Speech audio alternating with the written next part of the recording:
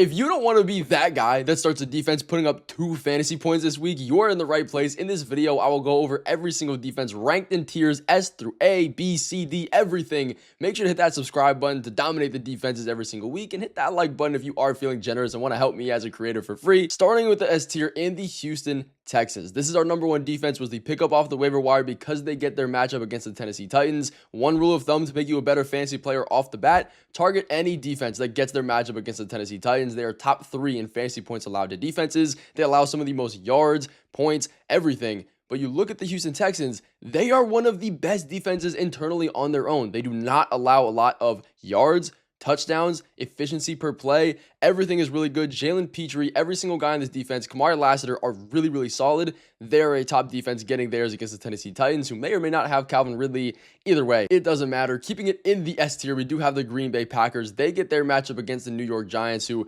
are starting Jameis Winston. Now, this might be amazing for our fantasy guys. It makes Wan'Dale Robinson an amazing start, even Theo Johnson, but he does turn the ball over. With all of those passing attempts, you do have to expect at least an interception, possibly 2. We know this Packers defense is very good on their own, have a great defensive line. Even though the Giants offensive line isn't actually that terrible, I do have the Packers defense with a floor of 7 fantasy points, very, very safe, and a ceiling of 12. Not as high as some of the other defenses here, but still very, very solid option for you. And then we also have in the S tier the Atlanta Falcons. This was our number one waiver wire ad defense of the week. They were rostered in 17% of leagues. Now it's over 60 because they get theirs against the Carolina Panthers and Bryce Young. He has been pretty hit or miss so far this year. He does, as a quarterback, allow a lot of points to opposing defenses, but you look at the Falcons, another situation where they are an extremely solid internal unit. They are allowing some of the least fantasy points per game to opposing wide receivers. Very, very soft against the run, so this should be a spot where Rico Dowdle can still be started and will smash. But we look at the Carolina Panthers as a whole, it's not like they have a ton of guys that can beat you outside of Rico Dowdle. They are going to try to pass.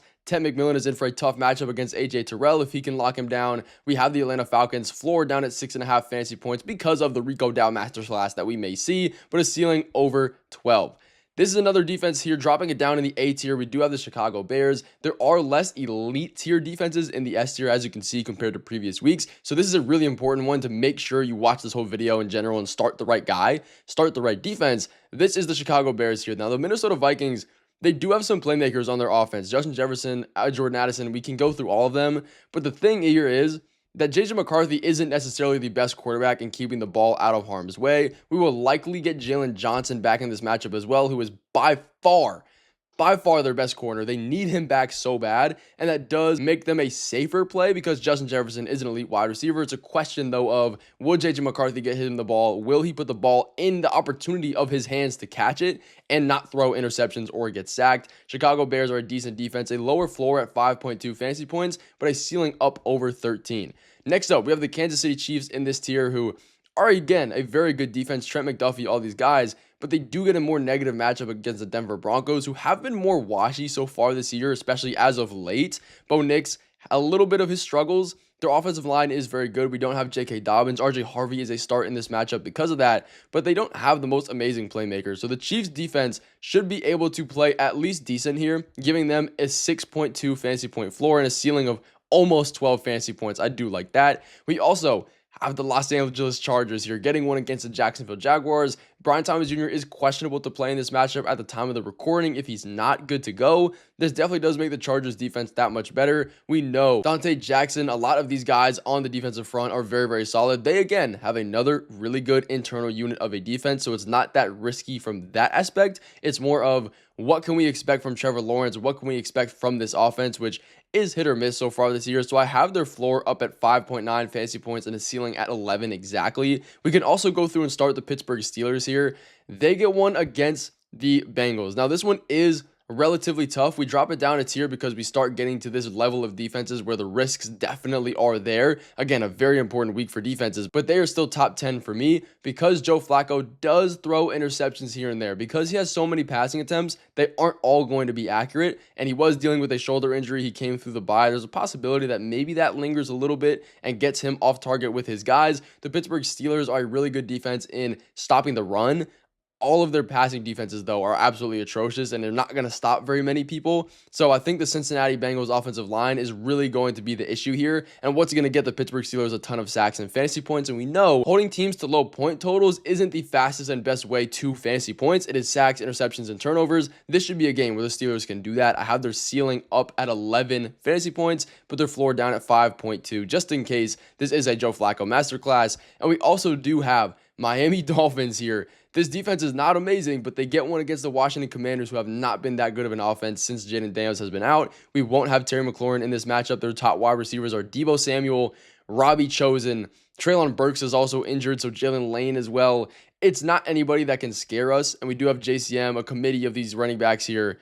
The Miami Dolphins in Madrid is one that we can somewhat trust. Again, they're more of a ceiling play than they are a floor play. And we can also go through and get the Dallas Cowboys, who might still be out there on the waiver wire for you. Go double check while you're watching this video now, because they get theirs against the Las Vegas Raiders. That puts them pretty much as a borderline top 10 defense for me. If Geno Smith plays, if he doesn't, regardless, he is a top 3 quarterback in interceptions thrown per game, averaging over 1 interception. That is very, very bad. They just got rid of Jacoby Myers as Trey Tucker, Brock Bowers, and Tyler Lockett as their top guys, again, outside of the running game in Ashton Genty. We know the Cowboys defense isn't amazing. They're allowing a lot of points. They have been just a little bit better since they got their guys from the Jets, but this is one where I think they can generate some interceptions, and if you need them, they're definitely not a terrible option. One of, if not the most riskiest defense of the week, with a ceiling of 10 fantasy points, but a floor down at 4.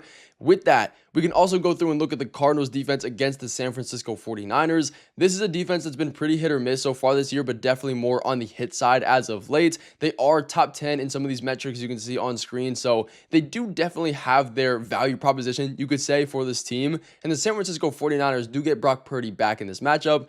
It is hard to say that he's going to be an insane amount better than Mac Jones was as far as a fantasy quarterback for defensive points allowed. We do have Ricky Pearsall probably coming back. George Kittle has been playing better, but this team does also turn the ball over a little bit and does generate some sacks on them. This is the one where a Cardinals team can be started, but we also have the San Francisco 49ers getting theirs against the Arizona Cardinals. Now, Jacoby Brissett has been more of an efficient quarterback than Kyler Murray from a fantasy point perspective, and also just relatively keeping the ball out of harm's way, but that's not to say he's allergic to turnovers, interceptions, and sacks, and this Cardinals offensive line is not one that we can write papers about. They're not necessarily amazing, and you might be wondering where the Seattle Seahawks are in this defensive rank, because they are one of the best units, probably top 3 this year. Well, they get theirs against the Los Angeles Rams. If we don't have Devontae Adams in this matchup, it's definitely going to make them a little bit safer, because they can just focus on Puka and go from there. But it's likely he is going to play, maybe on a little bit of a snap restriction, but this offense has been rolling. I believe Matthew Stafford has 15 touchdowns in 4 games. It's absolutely insane, so it does drop them down a ton. You're going to hope for some kind of sack, some kind of interception. This game is not going to stay low scoring. We also have the Tampa Bay Buccaneers. They get one against the Buffalo Bills. Now, this is an interesting matchup, because Baker Mayfield does get a -1. The Bills don't allow a lot of fantasy points to quarterbacks.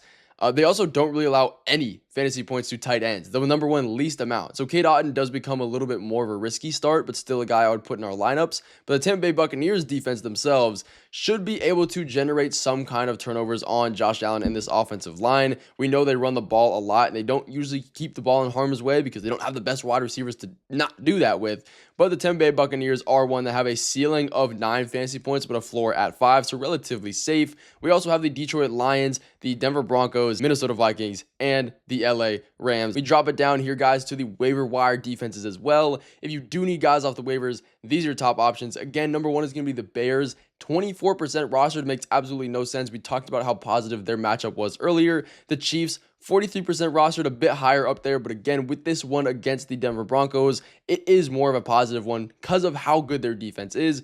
As we just talked about, you can go through and get the Cowboys against the Las Vegas Raiders. And also, if you don't have the Vikings and they're still out there, 30% rostered. So there's a ton of good, I'd say mid-level defenses that are startable, that are on there for your waiver wires, and a lot less elite tier guys. And let me know in the comments what defense you're starting. I will help you guys everywhere I can answering your questions. I will see you in the next one, though, coming next week. I hope this week goes good for you in fantasy. All glory to the man above.